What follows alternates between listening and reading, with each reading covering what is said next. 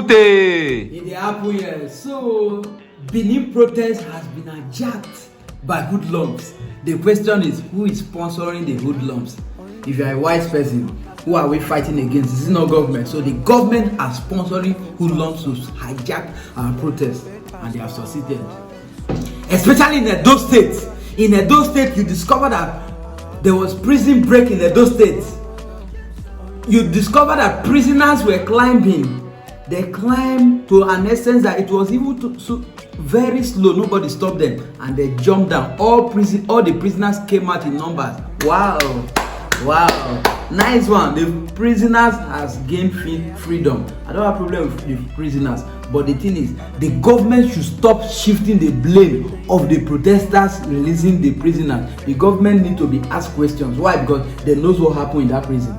There must be a prison warden that has opened that prison gate for them. Why? Because if you even go to normal jail, like they used to lock them, you discover that there is a key there, there's a padlock. So it is somebody that opened it for them. I don't know if you understand now. I'm talking about the prison that was broken in Benin, because that is the reason why the government is saying that Benin protest, rather, the EndSARS protest is no longer a protest. It is now thugs invasion. It is now threat to life. Why? Because the government knows what they are doing. I will tell you for free, it is the government that released those prisoners. Why? To stop our peaceful protests. And let me tell you something, the Edo youths that came out for peaceful protests were still on the move. But thugs came to distract the movement. It is thugs that collect money from drivers. Thugs collect money from those passing by. We were told that some people even get their cars being smashed, broken windscreen and others. What does that show to you? Each of these are what we're expecting. Why? Because the government knows what to do so that they can put us in perpetual darkness, and they can put us in perpetual lock, so that we will not achieve our aim of ending police brutality and putting an end to bad governance. They have achieved it.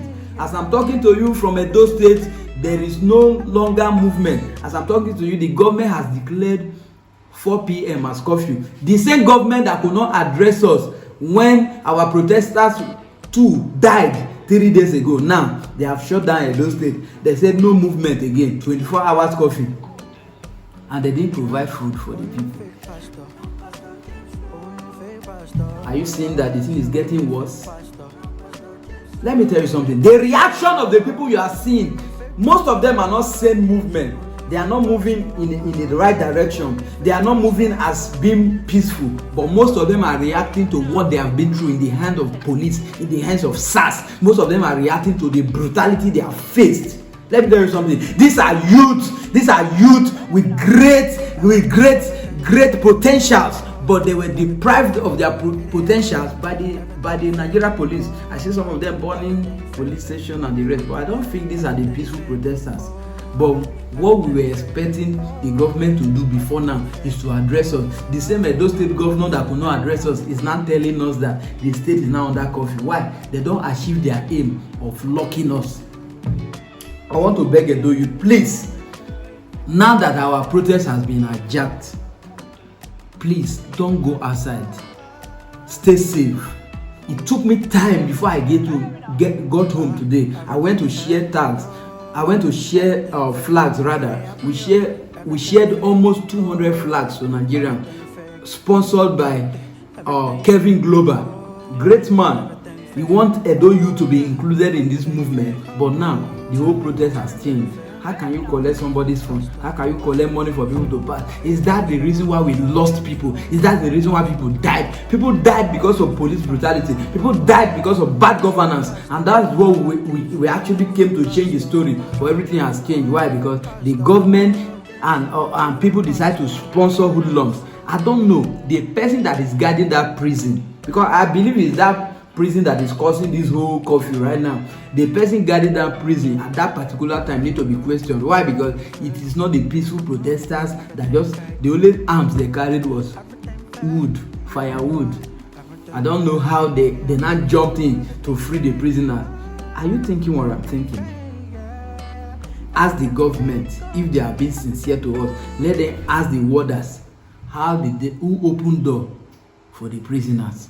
So each of these are ways of distracting us, and finally they have won in Edo. But please, I want to beg those in Lagos, please be calm so that your peaceful protest can keep going on. Please, no stealing in the protest ground, no violence. Please, let's do it peaceful. I am an advocate of an egalitarian society. I am an advocate of protest without bitterness. I think that's what we have been doing since. No bitterness. We are brothers keepers, so we move with one voice. But those state protest has been hijacked. It's a pity, and that is why we don't have anything to do. As I'm talking to you, I just go home. Since morning I've been out, and there's nothing we can do. So please, we urge all our brothers. I see Abuja, they are killing people in Abuja.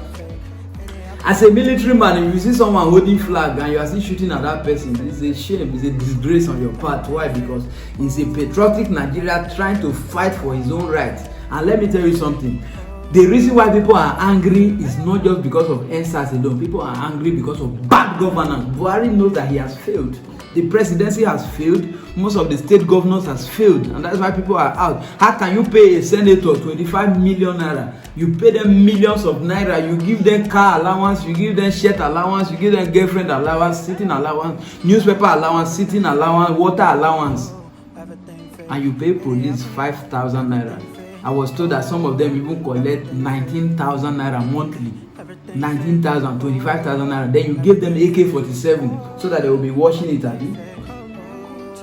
Won't they go to the streets and brutalize people to get money? Go and check the police barrack. Check senators' quarter. You will discover that you cannot compare them. Check legislative quarters. Check police barrack. You will discover that they are not the same. As I'm addressing you now, you see the way I'm sweating. I've paid for my NEPA bill, but there's no light. We have been in perpetual darkness and nobody is saying anything. Why? Because the people are tired. When you see people burning tires and those reactions, these are things that they could no longer hide the bitterness. And let me tell the government, these are the monsters you made on the streets. And most of them are not educated, so definitely they are going to behave the way they are behaving right now. Even if they are educated, we don't have the same minds. So you won't blame them. But in the long run, I see Lagos being so peaceful. So let Lagos and other states continue. But all I'm saying is this. The reason why Edo youth are so angry to this extent is that most of them, this is their only time to air their views, and they have freedom of expression. It's just that to every right there are limitations. I beg Edo youth, please. Now that they are telling us that there is 24 hours curfew, my brother, let us relax. Let us re-strategize. Let us come out with one voice. Let us come out with peace. No extortion. You don't need to collect money from people. That's not the reason why we are here. You don't need to steal somebody's phone. You don't need to stress, because when you start doing that, you are causing protest apathy. People will now start shying away from the protest. There is no need of collecting people's phone. No need of harassing them. They are still your fellow youth. Now you are trying to set the house of your neighbor ablaze. That your neighbor will not be in trouble. Is it Buhari you are putting in trouble? When you destroy somebody's car, is it Buhari's car? Who will fix it? Is this not still your fellow poor man? So please, let's start getting this to our head for the Edo youth. I know that there are some talks that were sponsored among us, but for those of us that have seen and we are moving from the EndSARS and police brutality protest, please, let's move in peace. One voice. Let's move in peace and one voice. Please, I want to use this opportunity to beg Falz, Runtown, Obi Franklin, please, Edo State youth. For those of us, we are sorry, but the movement continues. Thank you very much for coordinating your people. Our own, I won't lie to you, people sponsor talks to hijack it, and that's why we're here. But we'll still keep posting online to make sure that this protest continue. Enough is enough. Say no to police brutality, no to bad governance, no to injustice, and there must be justice for all the victims of police brutality. And that's why we're here. Lekute is happy here. No man is God. We move.